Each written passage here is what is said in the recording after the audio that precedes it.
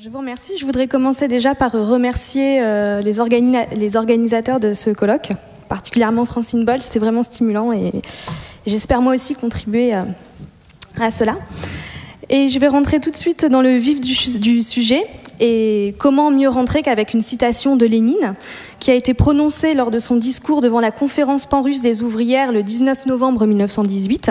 Donc, je cite: « Camarades, c'est dès le début que la question de la femme a été soulevée par le pouvoir soviétique.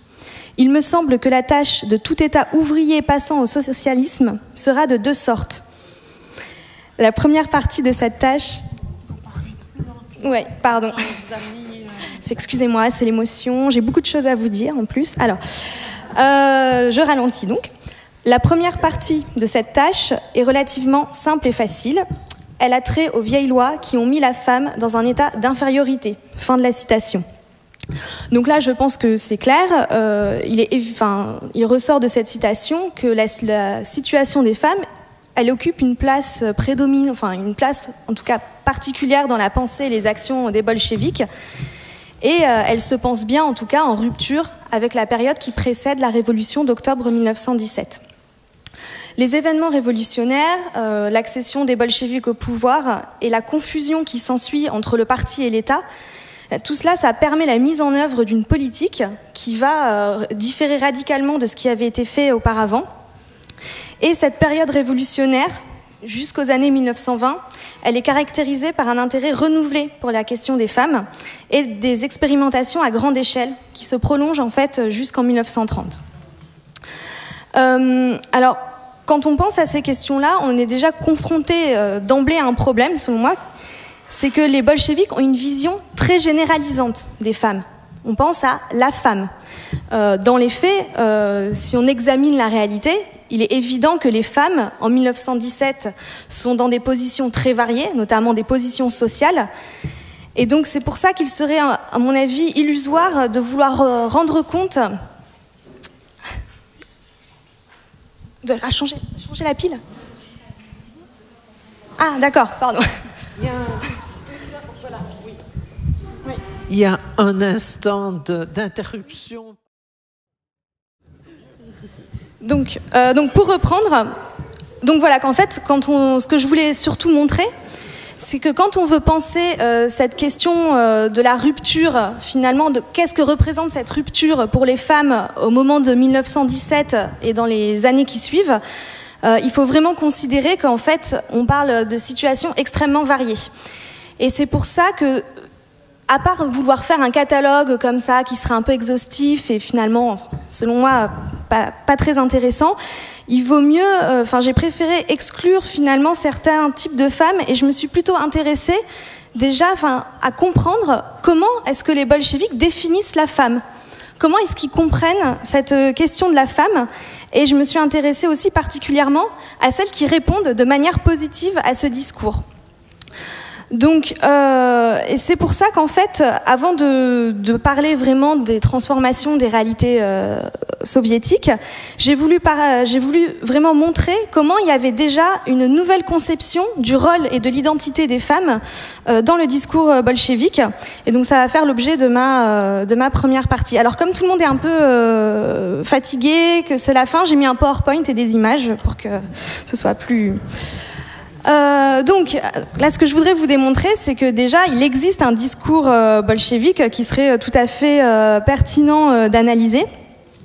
Donc, qu'est-ce que j'entends par discours? Pour moi, c'est un ensemble d'énoncés organisés de manière logique, c'est-à-dire de représentations qui forment une image cohérente. Et ces représentations, elles ont aussi une valeur normative, dans le sens où elles imposent des normes sociales qui vont aussi participer à la conception de certains comportements. Et que ce discours, il est en décalage avec la réalité dont il cherche à rendre compte. Donc ça, c'est quelque chose dont il faut bien garder conscience. Pourquoi l'étudier, ce discours? Justement, c'est parce qu'il se traduit de manière très très concrète. Si c'était simplement penser les femmes, cela nous intéresserait moins. Mais là, il y a des conséquences sur la position des femmes dans les champs politiques, sociaux et économiques. Donc, il faut comprendre aussi d'où est-ce que viennent ces normes, ces nouvelles normes.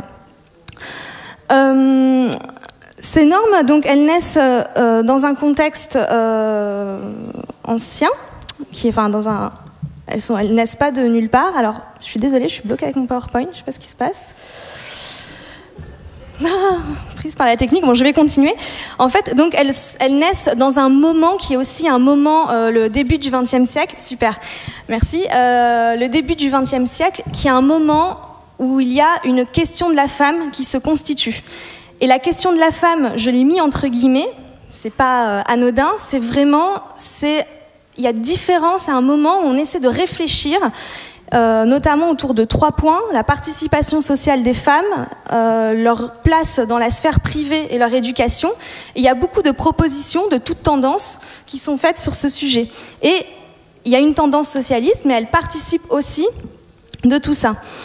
Et donc on en arrive à la tendance socialiste que j'ai mis en dessous, qui est représentée, qui naît un petit peu avec les œuvres des socialistes allemands, donc Auguste Bebel, La femme et le socialisme, et Friedrich Engels, Les origines de la famille, de la propriété privée et de l'État. Et en fait, c'est eux qui ils pensent les inégalités qui sont subies par les femmes, mais la spécificité qu'ils y apportent, c'est qu'en fait, ils considèrent qu'il y a bien une aliénation des femmes, mais que cette aliénation, en fait, c'est un symptôme, c'est une manifestation extrême de la violence du capitalisme. Donc finalement, elle n'est pas d'une nature différente de celle qui est subie par l'ensemble du prolétariat. C'est une question de degré. Et donc si on réfléchit, c'est que la conclusion logique, c'est que l'émancipation des femmes, elle interviendra conjointement à celle du prolétariat. Et ça va avoir aussi une importance dans la manière dont on va penser cette émancipation des femmes. Je sais que c'est un peu abstrait, mais pour moi, c'est important de le poser quand on va en parler ensuite. Et donc, il y a aussi un modèle de la femme nouvelle qui se développe. Alors, cette femme nouvelle, parce qu'en fait, les bolcheviks, quand ils disent qu'ils vont réformer la société, ça passe aussi par la réforme de l'individu, et une réforme totale de l'individu. Alors, on définit un nouvel ensemble de valeurs qui définissent d'un côté un homme nouveau, et donc son pendant féminin, la femme nouvelle. Alors, cette femme nouvelle, je vais aller très vite, parce qu'on pourrait en parler des heures, mais voilà. Enfin, oui, très vite, non, je ne vais pas développer. Cette femme nouvelle et cet homme nouveau, on leur prête des qualités morales, et donc notamment qui sont à l'origine de prescriptions sociales. On a une insistance particulière sur la modération. Modérer sa colère, ses instincts, ses pulsions, et une insistance aussi du coup sur de nouvelles formes de civilité, de rapport entre les individus. Ces qualités morales, elles se reflètent aussi par des qualités physiques, c'est-à-dire que l'homme comme la femme nouvelle sont beaux, et ils sont beaux à l'extérieur parce que ça reflète ce qu'ils sont à l'intérieur en fait. Et ça, c'est aussi très intéressant. Et en plus de ces caractéristiques communes, en fait, on prête aussi aux hommes et aux femmes des aptitudes différentes et qui se complètent. Donc, ces aptitudes, elles sont le produit qu'on leur prête. C'est pas les bolcheviks qui ont inventé ça, en fait, c'est le produit de plusieurs influences. Donc là aussi, je ne vais pas développer parce qu'on pourrait en parler des heures. C'est surtout, en fait, la survalorisation de la maternité, qui s'inscrit aussi dans des dimensions plus anciennes, et la survalorisation non pas de la femme en tant qu'épouse, mais de son rôle en tant qu'épouse, qu'on transfère ailleurs. Quand je dis son rôle en tant qu'épouse, la femme, c'est une bonne conseillère de son mari.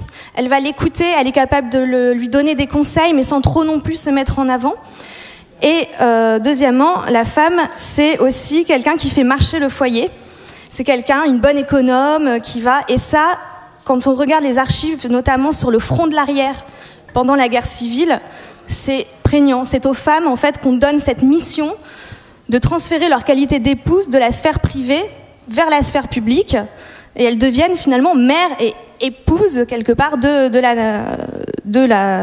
la nation, mais du régime. Donc, cette définition de la femme nouvelle, elle dépasse aussi celle d'un individu social et elle touche à des aspects intimes de la vie, et notamment à la sexualité. Alors là, j'en parle parce qu'il y a beaucoup de mythes qui ont circulé. Alexandra Kollontai, une sexualité émancipée, et ça existe. Après, je pense que ça doit être quand même très nuancé. et qu'en fait, on a une attitude qui est vraiment plus prudente, voire même conservatrice des bolcheviks vis-à-vis de cette question, d'un côté, et de l'autre, dans la société, il y a la persistance de valeurs traditionnelles, et notamment dans les milieux ruraux, on reste attaché aux valeurs du mariage. Et donc finalement, même s'il y a l'existence de discours, finalement, c'est quand même la relation hétérosexuelle monogame qui reste la norme. Et à la rigueur, on tolère la monogamie sérielle, avoir plusieurs partenaires, mais les uns à la suite des autres, et c'est à peu près tout. Donc, ce discours bolchevique, c'est bien le résultat d'une construction qui vise à réformer l'individu, mais, et là j'en arrive au cœur de mon exposé, c'est qu'il a contribué aussi à l'élaboration d'une législation et d'initiatives dont les effets se sont manifestés très concrètement dans la vie de milliers de femmes.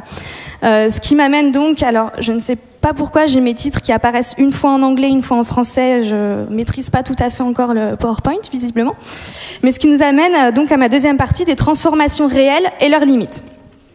Ces transformations réelles, elles commencent dans le domaine vraiment de la législation, donc ce que j'ai nommé un nouvel arsenal pour la promotion des femmes.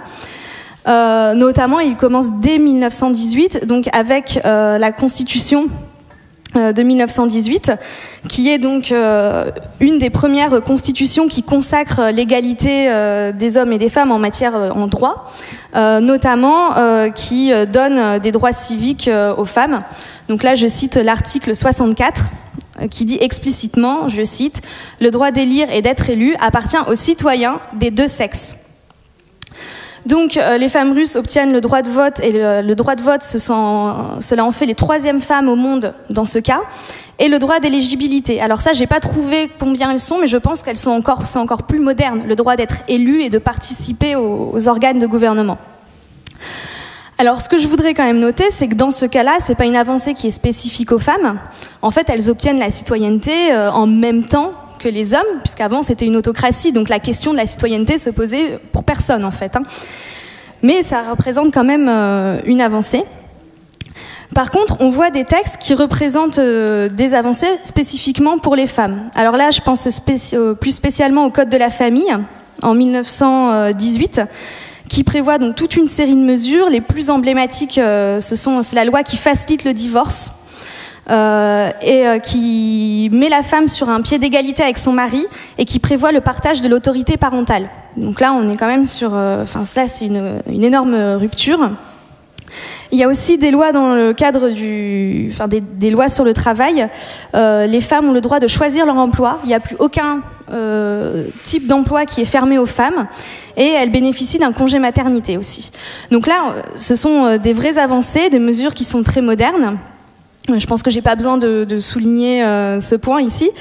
Par contre, ce que j'aimerais souligner, c'est que on n'est peut-être pas dans le cadre d'un féminisme, ce que je vais appeler pour résumer un féminisme années 70. On fait pas la promotion des femmes, de leur liberté ici. Là, ce qu'on fait, c'est qu'on protège les travailleuses et qu'on protège les mères, et donc les futurs enfants, les futurs citoyens. Donc, bien entendu, il ne faut pas effacer cette dimension de progrès, mais il faut aussi la remettre dans le cadre justement d'un discours qui est quand même un peu différent de celui que nous avons. Dans tous les cas, le pouvoir bolchevique, il prend très rapidement conscience en fait du fait que malgré cette législation, la situation des femmes peine à évoluer. En fait, il y a beaucoup de femmes qui ne sont pas en position ni de connaître, des fois elles ne savent même pas qu'elles ont obtenu ces droits, ou de les utiliser. Et donc, ça va poser la question aussi de comment cela s'est traduit, comment cette législation s'est traduite dans la vie des femmes, la vie quotidienne. Donc dans une partie que j'ai appelée Nouveau horizon et effet pervers, parce qu'on va voir qu'effectivement tout doit être nuancé. Alors au lieu de faire un catalogue, en plus comme je vous l'ai déjà dit, qui sera jamais exhaustif, il y a trop de situations différentes, je voudrais déjà montrer qu'il y a vraiment une vraie distinction entre la ville et la campagne, et que la situation des femmes en Russie à cette époque, elle se pense de manière complètement différente. Alors non, c'est pas ça. Entre celles qui sont en ville et celles qui sont à la campagne. Pourquoi ? Parce que le village, ça reste, au moins jusqu'à la collectivisation, c'est quand même un espace de l'entre-soi. les femmes restent illettrées. On a entendu le pourcentage d'illettrisme, et les femmes sont encore plus concernées que les hommes. Elles continuent de vivre dans la dépendance économique et à être pensées comme les dépendances de leur père ou de leur mari, et elles font l'objet, tout le monde se connaît dans un village, elles font l'objet d'un contrôle social très étroit. Donc là, moi je vais plutôt parler de ce qui se passe en ville, parce que c'est là en fait, et même l'utopie communiste, j'ai l'impression qu'elle se pense en ville en fait déjà, et en plus c'est en tout cas dans la ville qu'on constate les transformations les plus importantes. Alors ces transformations, en fait, c'est la possibilité pour les femmes d'accéder à une gamme d'opportunités plus large. Donc dans le domaine de la formation, de l'emploi, voilà, la part du travail féminin augmente, celle des étudiantes aussi. Donc voilà, il y a un vrai investissement des femmes dans l'espace public. Ces femmes, elles profitent aussi du bouillonnement culturel et politique, et cela favorise l'émergence de nouveaux comportements. Nouveaux comportements qui émergent d'autant plus facilement, une indépendance qui s'affirme d'autant plus facilement que la ville, c'est l'espace d'un relatif anonymat. Il n'y a personne, votre voisin, a priori, vous connaît moins. Donc, on peut revendiquer plus facilement son indépendance. Alors, malheureusement, je suis déjà très en retard, donc je ne vais pas m'attarder. Voilà, donc je voudrais quand même souligner les limites de cette transformation, et après on pourra en parler. Mais les limites, en gros, c'est qu'il y a de nombreuses femmes qui sont laissées pour compte. Et il y a des résistances aussi, c'est-à-dire qu'on a beau être un bolchevique, on a beau avoir une ligne du parti qui est extrêmement positive, on n'en reste pas moins quelqu'un qui est né au 19e siècle. Et en tant que tel, les hommes, ils ont un petit peu du mal à accepter l'irruption des femmes, et ce, aussi bien dans les rangs du parti que dans les usines. Et ça reste d'autant plus, enfin, ça devient encore pire, je dirais, avec la fin de la guerre civile, parce que tous les soldats démobilisés de l'armée rouge, après toutes les horreurs qu'ils ont vues, ils rentrent chez eux, et eux, ils s'attendent à rentrer à la maison. Excusez-moi de le dire comme ça, mais à trouver bobonne avec les pantoufles au chaud. Et en fait, ils n'acceptent pas trop que leurs femmes, elles soient parties, elles fassent autre chose, elles affirment leur indépendance. Et dans un contexte de chômage en plus qui suit immédiatement la guerre civile, en fait, les femmes en sont les premières victimes. On leur demande en fait gentiment de retourner aussi dans leur foyer. Voilà, donc je vais conclure. J'aurais aimé vraiment vous parler du Janodial, donc la section féminine du Parti communiste russe qui se développe. Enfin, moi j'ai vraiment beaucoup travaillé là-dessus, et pour moi c'est absolument passionnant. Et pour moi, le fait qu'il existe un mouvement parmi les femmes, et ça va aussi me permettre de conclure. Oui, ça c'était. Ça va me permettre de conclure. En fait, dans ce mouvement parmi les femmes, à la base, il est pensé comme un relais de transmission en fait entre le parti à destination des femmes. Donc il n'y a aucune autonomie, on ne pense pas à un espace féminin où les femmes elles devraient viser leur promotion, leur autopromotion.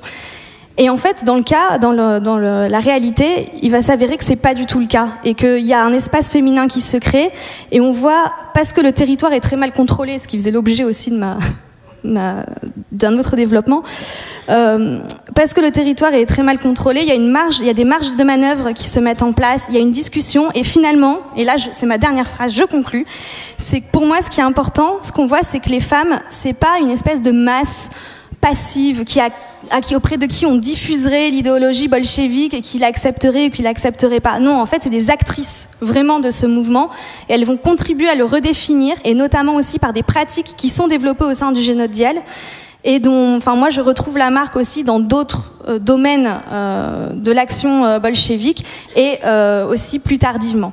Le Janodial, il est supprimé en 1930, et voilà, pour moi, ça manifeste aussi le retour, la fin finalement de cette ambiance, de ce bouillonnement des années 1920, et le retour à une forme beaucoup plus centralisée et coercitive de pouvoir. Voilà, je suis navrée de...